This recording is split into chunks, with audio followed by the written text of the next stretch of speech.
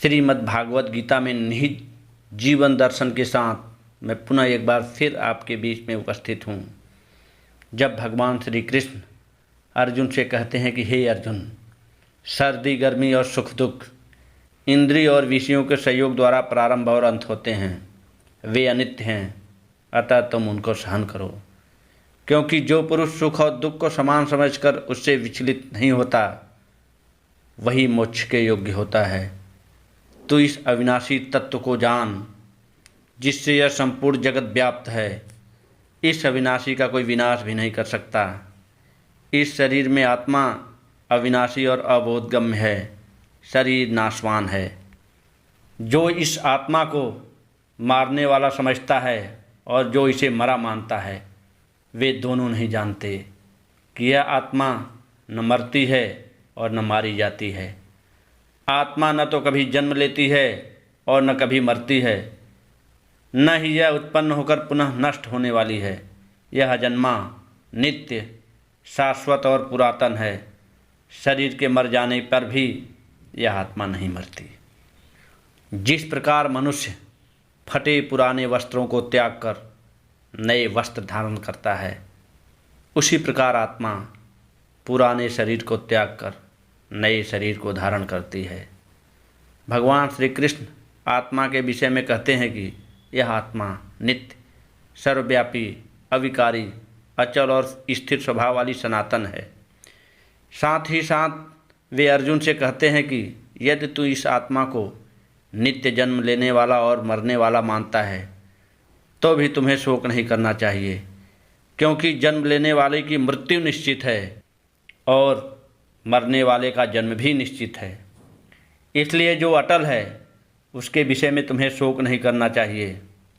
हे अर्जुन, यदि तू इस धर्म युद्ध, जो कि इस समय तुम्हारा सबसे महत्वपूर्ण कर्तव्य है, को स्वीकार नहीं करता, तो तू अपने धर्म और यश को खोकर पाप का भागी बनेगा।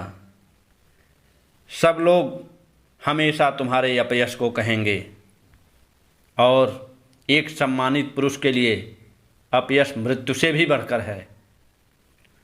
जो महारथी योद्धा हैं, वे तुझे भय के कारण रण छोड़ भाग कहेंगे, और जो लोग तुम्हारा आदर करते थे, वे ही तुझे तुच्छ समझेंगे। जो तुम्हारे शत्रु हैं, वे तेरे सामर्थ्य की निंदा करते हुए बहुत से कटु वचन बोलेंगे।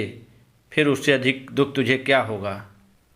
यदि तू इस धर्म युद्ध में मारा गया तो स्वर्ग प्राप्त होगा, और यदि विजय हुई तो पृथ्वी का सुख भोगेगा। भगवान श्री कृष्ण कहते हैं कि भोग और ऐश्वर्य द्वारा आसक्त लोग, जिनके चित्त को आकर्षक व दिखावटी वाणी द्वारा हर लिया गया हो, ऐसे लोगों की निश्चयात्मिका बुद्धि परमात्मा में नहीं होती। जैसे चारों ओर जल ही जल होने से किसी एक जलाशय का कोई महत्व नहीं होता, वैसे ही ब्रह्म को सम्यक रूप से जानने वाले ज्ञानी को वेदों की कोई आवश्यकता नहीं रह जाती। भगवान श्री कृष्ण जोर देकर कहते हैं, हे अर्जुन, तेरा अधिकार केवल कर्म करने में ही है, फल में कदापि नहीं। इसलिए तू कर्म फल का हेतु मत बन और कर्तव्य न करने में तेरी आसक्ति न हो। हे धनंजय, तू आसक्ति को त्याग कर सिद्धि असिद्ध में सम होकर योग में स्थित हुआ कर्म कर, क्योंकि समभाव ही योग है। समबुद्धि योग की अपेक्षा सकाम कर्म निम्न स्तर का है। इसलिए तू समबुद्धि की शरण में हो जा, क्योंकि कर्म फल की इच्छा रखने वाले अत्यंत दीन होते हैं। समबुद्धि युक्त मनुष्य इस जीवन में पुण्य और पाप दोनों को त्याग देता है। इसलिए तू योग मार्ग का अनुसरण कर, क्योंकि कर्मों में कुशलता ही योग है। समबुद्धि ज्ञानी जन कर्म फलों को त्याग कर जन्म मृत्यु के बंधन से मुक्त होकर परम पद अर्थात मोक्ष को प्राप्त करते हैं। भगवान श्री कृष्ण कहते हैं कि जब तेरी बुद्धि मोह रूपी दलदल को पार कर जाएगी, उसी समय तुम सुने हुए या सुनने में आने वाले भोगों से विरक्त हो जाएगा। जब अनेक विषयों के सुनने से विचलित हुई तेरी बुद्धि परमात्मा स्वरूप में स्थिर हो जाएगी, तब तू योग को प्राप्त करेगा। हे पार्थ, जब मनुष्य मन में स्थित सभी कामनाओं को त्याग कर आत्मा से आत्मा में ही संतोष रखता है, तब वह स्थित प्रज्ञ कहलाता है। स्थित प्रज्ञ का मतलब वह पुरुष जो सभी कामनाओं का त्याग कर चुका हो, दुख में जिसका मन विचलित नहीं होता और सुख में जिसकी लालसा नहीं है, जो आसक्ति, भय व क्रोध से मुक्त है, ऐसा मुनि स्थिर बुद्धि वाला कहलाता है।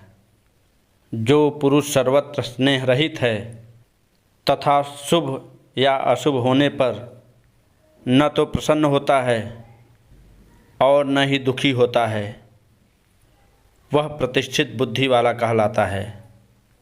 जैसे कछुआ अपने अंगों को समेट लेता है, वैसे ही जब कर्मयोगी अपनी इंद्रियों को इंद्रिय विषयों से हटा लेता है, तब वह उसकी बुद्धि स्थिर हो जाती है। इंद्रियों को विषयों से हटाने वाले पुरुष के विषय से तो निवृत्त हो जाती है, पर भोगों में आसक्ति बनी रहती है। किंतु स्थिर प्रज्ञ पुरुष परमात्म तत्व का अनुभव होने से निवृत्त हो जाता है। प्रयत्न करते रहने पर भी बुद्धिमान पुरुष के भी मन को ये चंचल इंद्रियां बलपूर्वक हर लेती हैं।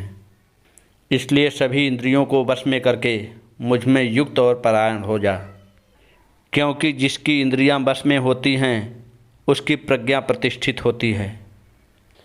विषयों का चिंतन करने से उसमें आसक्ति हो जाती है। आसक्ति से कामना और कामना पूरी न होने से क्रोध उत्पन्न हो जाता है। क्रोध से मूढ़ता उत्पन्न होती है। मूढ़ता से स्मृति भ्रम हो जाती है। स्मृति भ्रम से बुद्धि का नाश होता है और बुद्धि का नाश होने से मनुष्य अपनी स्थिति से गिर जाता है। किंतु संयमी पुरुष राग द्वेष से युक्त अपने इंद्रियों को वश में करके विषयों को भोगता हुआ प्रसन्नता को प्राप्त करता है। शांति मिलने पर सभी दुखों का अंत हो जाता है और संचित वाले की बुद्धि शीघ्र ही स्थिर हो जाती है। जो बुद्धि योग से युक्त नहीं है उसकी इंद्रियां और मन बस में नहीं होते और न ही उसकी बुद्धि स्थिर होती है। बुद्धि स्थिर न होने से शांति नहीं मिलती, बिना शांति के सुख नहीं मिलता। जब मन विषयों में विचरता हुआ इंद्रियों के पीछे दौड़ता है, तब इंद्रियां उसकी बुद्धि को हर लेती हैं, जैसे जल में प्रचंड वायु नाव को हर लेती है। इसलिए हे अर्जुन, जिसकी इंद्रियां सब प्रकार से जिसके बस में होती हैं उसकी बुद्धि स्थिर होती है। जैसे नदियों का जल चारों ओर से आकर समुद्र में मिलने पर समुद्र अपनी मर्यादा में अचल और शांत रहता है, वैसे ही संयमी पुरुष बिना विकार उत्पन्न किए परम शांति को प्राप्त होता है, कामनाओं को चाहने वाला नहीं। जो मनुष्य सभी कामनाओं को त्याग कर मिथ्या अहंकार, वासना और ममता रहित होकर विचरता है, वह शांति को प्राप्त होता है।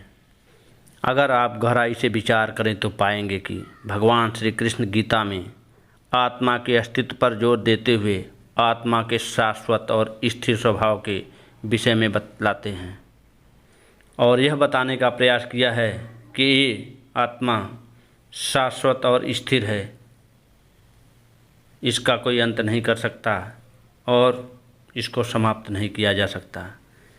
उसके विषय में हमें शोक करने की कोई आवश्यकता नहीं है।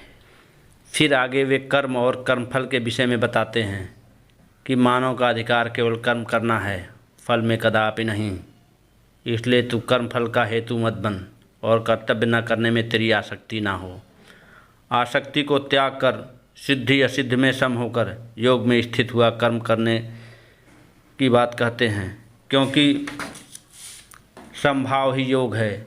सकाम कर्म और संबुद्धि योग दोनों में भगवान श्री कृष्ण संबुद्धि योग को महत्व देते हैं और कहते हैं कि तुम संबुद्धि की शरण में हो जा, क्योंकि कर्म फल की इच्छा रखने वाले अत्यंत दीन होते हैं। वे आगे कहते हैं कि जो ज्ञानी कर्म फलों को त्याग कर जन्म मृत्यु के बंधन से मुक्त होकर मोक्ष को प्राप्त होते हैं। वे आगे बताते हैं कि जब मनुष्य सभी कामनाओं को त्याग कर आत्मा से आत्मा में ही संतोष रखता है तो वह स्थित प्रज्ञ कहलाता है। और जब उसका मन दुख और सुख को समान भाव से लेता है और भय व क्रोध से मुक्त हो जाता है, ऐसा व्यक्ति स्थिर बुद्धि वाला कहलाता है। आगे वे इंद्रिय वशीकरण, सुख शांति प्राप्त करने के तरीके, दुख के कारण और उससे मुक्ति पाने के तरीके के विषय में विस्तार से बताते हैं। उन्होंने बताया कि जो पुरुष संयमी है वह राग द्वेष से मुक्त होकर अपने इंद्रियों को वश में करके विषयों को भोगता हुआ प्रसन्नता प्राप्त करता है। सभी दुखों के अंत होने पर व्यक्ति शांति को प्राप्त करता है। शांति मिलने पर उसका चित्त प्रसन्नचित हो जाता है और जो प्रसन्नचित होता है उसकी बुद्धि शीघ्र ही स्थिर हो जाती है। आज के टॉपिक में बस इतना ही। ओम श्री परमात्मने नमः। ओम श्री परमात्मने नमः। ओम श्री परमात्मने नमः।